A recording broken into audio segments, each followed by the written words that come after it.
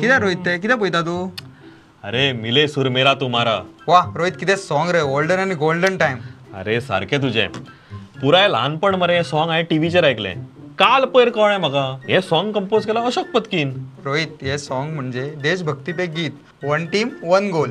सारको उलयलो. देशा खातीर टीम म्हणजे राज्य आणि गोल म्हणजे जगान वर्चस्व गाजोवप. आणि राज्या खातीर टीम म्हणजे आम्ही सगळे लोक आणि गोल म्हणजे नंबर 1 स्टेट जावपाची इच्छा. पण रोहित हे सगळे सांगपाचे आणि आयकपाचेच गजाली. पण अशें तू कित्याक म्हणटा पाणू? नॅशनल इंटिग्रेशन हो फक्त शब्द ना जाल्यार एक गाणें. मिले सूर मेरा तुम्हारा. अशें ना पाणू. देशात मरे बऱ्योच गजाली चलतात जेणे करून आम्ही या वन टीम वन गोलच्या दिशेन काम करता. For example one nation one grid one frequency. हे आनी कसल्यांनी रोहित? चल आयज हो विषय घेऊया.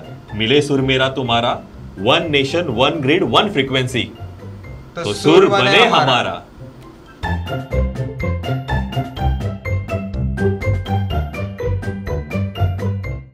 नमस्कार आणि येवकार तुमका आणि एका special episode of Goa connect साध्या सोप्या भाषेत, जितून आम्ही तुमका विषय साध्या सोप्या भाषेत मांडटा. आयचो माझो विषय one nation one grid one frequency.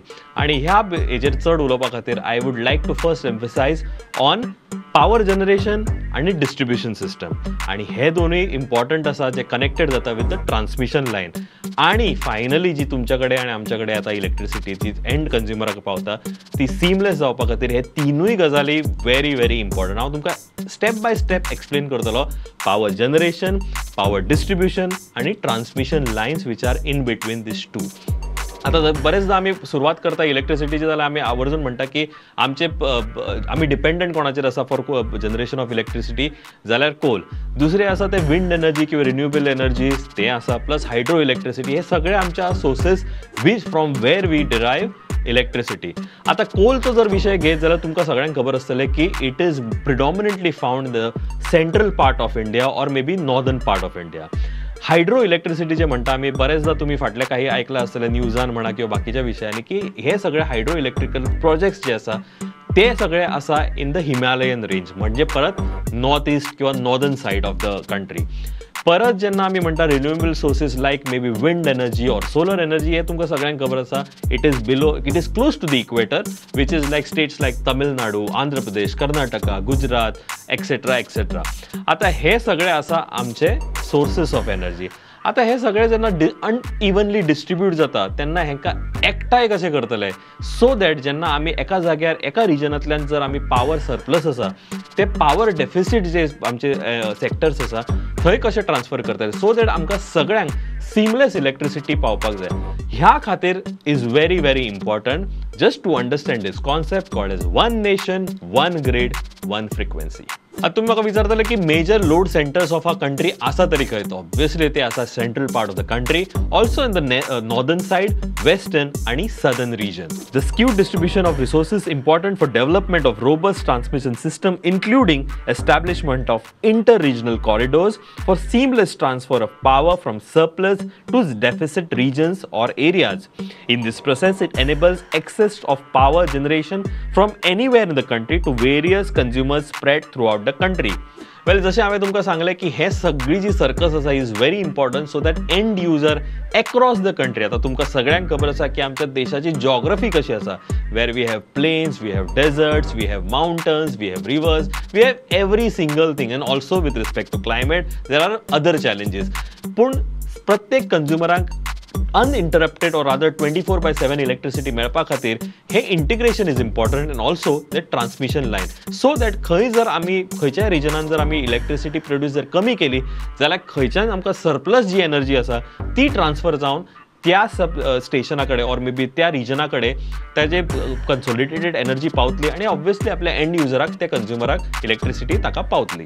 आता ही आमची ट्रान्समिशन सिस्टम्स जी आसा ती ऑब्वियसली एक्सपांड जाला over these years from generating station to load centres through intra state आणि इंटर स्टेट ट्रान्समिशन कनेक्टिविटी. आता हे आमचे पावर ग्रिड्स जे आसा ते ऑब्वियसली जशें हांवें तुमकां सांगलें की वर डिस्ट्रीब्युटेड अक्रॉस द कंट्री. हाका जे इंटिग्रेट करपाचें आसा किंवा प्रोग्रेसिव्ह इंटिग्रेशन जो प्लॅन आसलो तो त्याची सुरुवात झाली इन 1992 आणि finally it got completed on 31st December 2013 जेन्ना आमी फायनली आमच्या देशान अचीव केले 1 nation 1 grid 1 frequency. Well final cherry on the cake असली जी लायन ट्रान्सफर जाली फ्रॉम सोलापूर टू रायचूर जी असली 765 kV आणि हातूंतल्यान सदर्न ग्रीड कनेक्ट जाले टू द मेन ग्रीड आणि finally we achieved as we say 1 nation 1 grid 1 frequency. आता हांव परत तुमकां सांगता की 1 नेशन 1 ग्रीड 1 फ्रिक्वेन्सी हे कित्या खातीर important. Obviously the last person जो आसा कनेक्टेड ताका इलेक्ट्रिसिटी पावपाकूच जाय. ऑब्वियसली खंयचर जर सरप्लस आसा एनर्जी ज्या रिजनांतल्यान त्या रिजनांतल्यान ट्रान्सफर जावंक जाय towards the deficit region.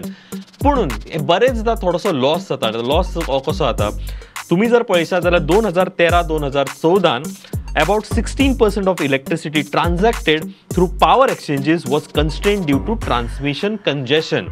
And further, more importantly, the strategic locations asa amche kahi states asa which play a very important role in geopolitical situations.